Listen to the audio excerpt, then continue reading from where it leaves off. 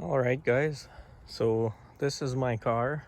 Um, some of you might recognize it from online, or I might be new, and if so, hello. Um, we're up in Canada here. This is my '07 Grand Marquis.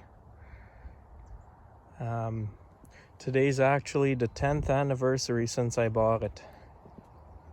10th anniversary. I haven't been driving it much.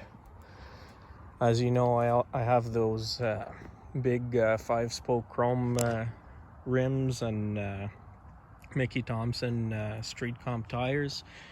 These are just the tires I put on during winter when I park it, so that I don't use flat spots in my nice tires. As you can see, the car has absolutely no rust. It was well undercoated the 2-3 years it was winter driven, and since then I've cleaned it all up, cleaned the underneath, repainted the frame. There's a bit of paint flaking there, but some spots I need to touch up, but let's see, all nice and solid. That's the Stainless Works full system. They're cat back dual X pipe with their, I think it's 2.5-inch piping. Here I have the Highness upper and lower, I don't know if you can see that, upper and lower control arms. Yeah, there it is. And there's the lower one. The back has the True Track with the 373 differential. Those are the tips that the Stainless Works system comes with. I've added the chrome center bezels and taillight bezels here. The car does need paint, like it does have a few imperfections. It was repainted apparently right when it was new at the dealer. It peeled, so they painted it, and I've done a few patches on it myself just to upkeep it to prevent rust, but one day I'm gonna want to fully strip it and repaint it.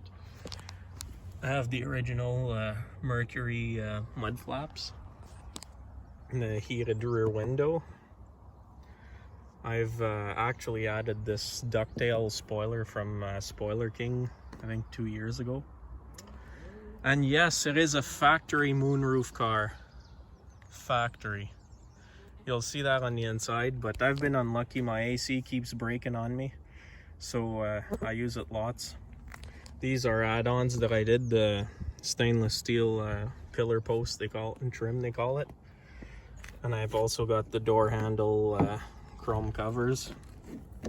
So I'm kind of going a bit over what I've done to the car here. It's a factory Ultimate Edition, which after '03 that didn't mean much. But what it did really mean was the true Ultimates had the fog lights at the bottom and lots of goodies inside that I'm about to show you. I've also added the mirror skull caps. They look like crap, but I got some new ones as well, waiting in the box for the day I repaint the car. I'm gonna want to put everything new. I got spare of these brand new in the box from Ford, a new grill, new lights all around, badges. I got everything NOS, so one day that will be going in. Not sure if the Crown Vics had this, but they got the keyless entry as well. Now inside, this is a black leather and black carpet, all black. So that's the factory moonroof there, and then these are the controls for it right there in the middle. I'll get in the car shortly there. I just want to kind of get a shot of all the interior to kind of give you guys an idea. Now I have modded the interior as well. I've added these chrome strips on the side and these chrome locking pins.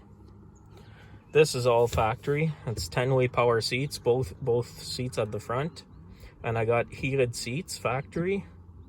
Now this wood trim here, that's an add-on, and this wood trim too, it's like a sticker from They call, I forget what it is, car, if you Google car wood dash, it'll show up. I forget if it's wood dash Empire or BMI. They change names a few times, but they still do it. Yeah, that kit had these covers too, and the stereo cover and this cover. This is factory, my factory wooden trim steering wheel, which is another, it was optional for the LS Ultimate, I think it was.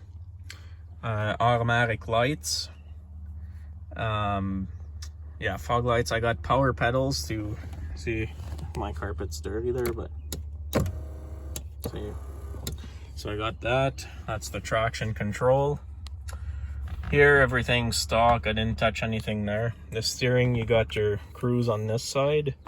And this side, you got the temperature control, because I got the automatic control module. So you can go up and down per degree there. Between 60 some and I think, what, 80 some Fahrenheit. Volume for the stereo, next track on the stereo. Then this is just a cover I added. So this car, another option for the LS Ultimate was the 6 CD changer. I got the 6 CDs. I added this cover, and the premium audio in these came with a 150 watt subwoofer in the trunk, which by any means isn't, it doesn't sound wonderful, but you know what, it does sound very good and better than, it has more, it gives your music a little oomph compared to factory audio, right? Having the little sub there. Not as good as today's audio systems in newer cars, obviously, but for the mid-2000s, it was definitely a good add. I got my defrost button here. Sorry for all the squeaking there. That's the leather and the armrests rubbing together. I've went ahead and added LED lights for the floor, and honestly, I don't know if I like them. They kind of don't really go with the style, and I've had it up here too. I might change that back to regular light bulbs, but anyhow. This is a compass. Where's my keys? My keys are here. I'll just kind of show you how that looks like. Yeah, so it's just written out, right? And then I'll shut this off. So that, oh geez. So then this is the automatic dimming mirror. So at night, if you have someone tailgating you, they go dimmer. That one and the ones on the sides. And then this is just for the light. This is to operate the sunroof, so this way it goes out this way, and then that way it goes up at the back. And this is if you have a garage door opener, you can program it for 1, 2, or 3 up to open up to 3 garage doors. This is just I don't even know what this does. It says mode and reset, but really all it does is it turns on or off the compass. So yeah. Now another cool thing about this car, so normally you have your sun visors, right? They go down and some of them swing out and go to the side. Well, this one, here, I'll do on the passenger side so you guys can see. So in this car, there's this, so if you got your sun visor for the front, but then, let's say the sun's on the side, well, you swing that there, but then the sun's still every second corner coming around in the front. So you got the dual visors. So that's something I don't see a lot of in Panthers. This car is actually the first Panther I see with this option, so yeah, it's cool. Coming around this side, I've added this pillar pod from ADTR. The fit and finish is phenomenal. So here I have my AEM air fuel ratio gauge, and these two are mechanical gauges. So this is an oil pressure gauge. I got connected to there's a T there close to the oil filter, so I connected that there. And this is my water temp gauge, and I put the probe right in the intake manifold. I have the aluminum intake, so there was already another port. Here, I'll take you around, show you the back. So, the back, I've added these as well. Lots of leg room. And this is real rabbit fur that I sewed onto this, and that's more of that wood grain trim. Now watch this. Grand Marquis from Niagara on the Lake Winery. That's in Ontario as well. Yeah, so I'll be cracking that to celebrate the 10th anniversary today with this car. Isn't that something? So I think we're almost wrapped up the tour of my car. The only other thing that's worth noting is some of you might be interested in the engine mods. So as you can see inside, I've kept it mostly stock other than adding some wood trim, some gauges, LED conversion. Other than that, there's really nothing to write home about. Like, everything else is really cool options that the car came with factory. So, and here is the beast. So what is that? That's the factory 4.6 that came in this car. The motors never came out of the car. And what did we do to this 4.6? Well, we have the Stainless Works long tube headers and high flow cats. Still running the stock cams. I had these covers custom made at a local machine shop to match like the original Mercury and modular V8 style. Then my engine, I painted the front timing chain cover and the top of the block, like it's hard to see, but under in the valley there, I painted that red with some Por 15 engine enamel paint, and it's the same paint code as the 1960s, 1970s Mercury. Some of their blocks were red, if I remember correctly, so I've matched that red. And then if you Google 1958 Mercury Super Marauder, it was the first time the Marauder name or Mercury kind of did anything high performance. The motor was silver with reddish stripes. So that's why, so these are the Trick Flow valve covers, and I've added this on top of the Trick Flow logo because I don't have Trick Flow cams or anything like that. Just the factory cams, and then I've hand painted the stripe, the top of the ribs, I guess you can call it, with that same engine enamel. That's an alternator that I've replaced, and you know what, I actually painted it before even installing it, so it's, they call it aluminum paint. Those are the Steeda underdrive pulleys, brand new belt tensioner as well. What else did I do here? So that's a 180 degree Ford Racing thermostat in there, just to keep the temperature a bit lower to prevent detonation at higher RPMs, because I am tuned and I do go in the higher RPM range, so you don't want detonation, stuff like that. This car was factory air ride suspension. Well, these had it just at the back, right? I've removed that just because it was causing me lots of issues, and honestly, with the coil, it's giving me a little more room to fit bigger tires in there, and it's just as smooth. So I mean, I'm not crying about it. This is a P71 I think 05 plus or 03 plus intake with the Marauder air filter that has the longer fins. It's a K&N Marauder filter in there. And yes, there is a difference. The K&N filter for the Marauder had longer fins in the filter versus the P71 that had shorter fins. So there's a bigger surface area on the Marauder filter. Like, who cares? It might, on a good day, it might make a horsepower difference, but whatever. I did it and it works, so I'm happy with that. This again, the side engraved, that oil cap, like, I guess that was made for a Mustang, but on here you can't really access that. And then that's a P71 zip tube that I have wrapped. I don't even know if this makes a difference or not, but you know what, I tried it, it looks cool, and let's be honest, maybe it doesn't help, but it surely doesn't make things any worse, because it's a reflective tape, so it must reflect heat to some degree. This, I still have the factory throttle body. This is drive-by-wire, so it's a pain in the butt to get. There's hardly no aftermarket support that's reliable. I have the F-150 75 mil throttle body that I'm working on right now there to get it to fit.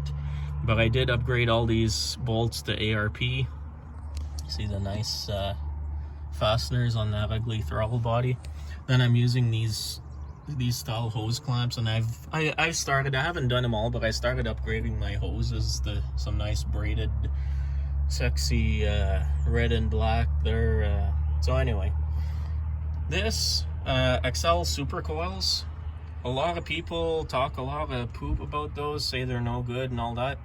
You know what, I've installed them in 2016. Here we are in 2025. They're still on there, not giving me any problems 50,000 miles later. So say what you want, say it's no good, but for me it's good, and if they break I'll buy more because I've got 9 years out of them. So I really can't complain about that. They've outlasted the OEM Ford ones that were in there before it. So then here I put in a CNL 80 millimeter plenum from a 99 to 04 Mustang GT. That's what it's made for, but it fits in these cars too. It's just the vacuum hoses are a bit different, so you gotta use some T's and stuff and different size fittings to make it work, but I made it work. So again, this is on an 07. Then that's the Typhoon aluminum intake manifold. The ports match between the plenum and the intake, and I've also cleaned up the heads. Those were harder, but before there was, we put my friend's what you call it, the little camera there to go through in there through the runners, and there was quite a bit of ridge between the heads and the intake stock. Like the ports, the heads were smaller than the ports on the intake, so it made a pretty big step.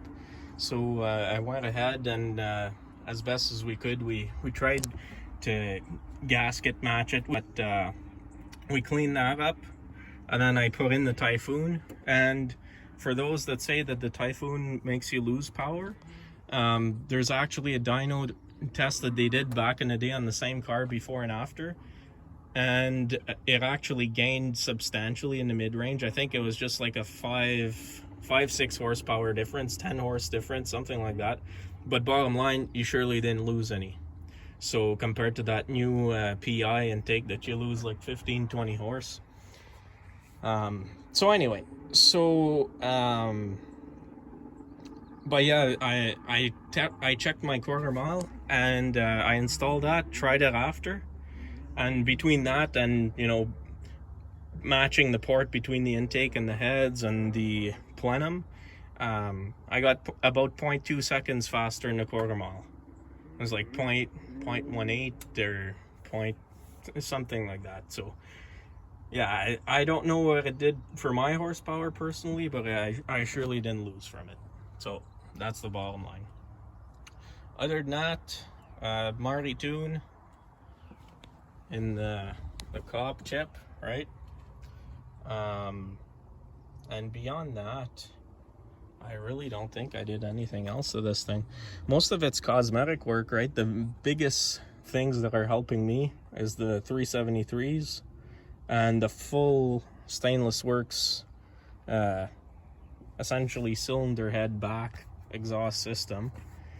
And the intake, I mean, the port matching might have helped me, but other than that, I'm more of a meticulous guy, so my biggest thing is to keep it clean, right? Like you've seen in the video, there's lots of imperfections on the paint, so my paint needs to get redone eventually. But I keep my engine clean, and I try to keep it clean. It's an ongoing process, and that's what happens when you build a car, right? You build it, and then you think you're good to go, and then you drive 10 kilometers and path, a stone chip. Now you need a new windshield. And then, you know, you get that going, and then you know, you get more stone chips in there. And like I've updated the headlights too. I have the new Ford ones in the box, like I said, but these I got cheap off Amazon just for now, because my factory ones are absolutely brutal. And then this trim I got on Amazon, I think a roll of 50 foot for like, what was it, 80 bucks or something like that. So it's like $1 a foot, or well, a little more than that, like what, $1.60 a foot. The trim doesn't fit perfect, like it leaves bigger of a gap than the factory trim, but looking at it from far, like look at that. So because I know Rock Auto and Ford, you can't really get this trim anymore, but I forget exactly what size it is, but if you measure from here to here, just punch that in how many millimeters, and on Amazon, and yeah, you can get yourself a nice roll of chrome trim. I want it all around the car. All this, I did it too. I peeled off the factory chrome within these moldings. All that's brand new. So, you know, yeah, those wheels are hideous there. But for those, you know, my Instagram, you know what I do to the car and how it actually looks, right? But I just wanted to kind of do a video, say kind of what it is overall, and a lot of people are questioning me about the interior. And I mean, I've got a Marquis report on this car, and it's a 1 of 8 car, with the moonroof, black interior, for its year, the 07, right? So I mean, I don't keep everything stock. As you see, I've changed quite a bit.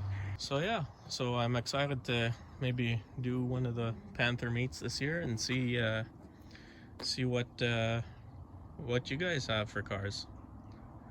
I can't wait to meet y'all and talk to some more people. Anyway, I'm JC, and have a great night, guys. I'll just zoom out, get one last shot of the car there. There we go. Ciao.